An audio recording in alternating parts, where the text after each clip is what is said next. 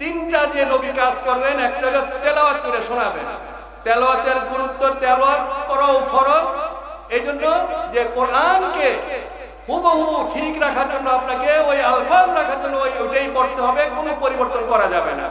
আর তেলাওয়াত করার মধ্যে যে সওয়াব তখনই পাওয়া যাবে যখন সে কোরআনের আলফাজগুলি বলে। এরপরে নবীর কাজ হলো অর্থ শিখা। হ্যাঁ, ওলামায়ে কেরাম বলছেন যে শব্দ শিখার পরে, মুখস্থ করার পরে অর্থ শিখবা। অর্থ না শিখলে আমল করবেন কিভাবে?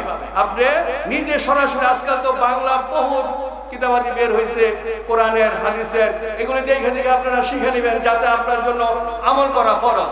তালাবুল ইলমি ফারিদাতুন আলা কুল্লি মুসলিম, ইলম শিক্ষা করা ফরজ বা কদরে জরুরত। এই কথা বলা হয় না যে প্রত্যেকে মানুষের বর্তমানে দাওরা হাদিস পর্যন্ত পাস করতে হবে। আপনি যে কাজ করেন, আপনি নামাজ পড়ার জন্য যে 5 টাকা দরকার, রোজা নিয়ে 5 টাকা দরকার,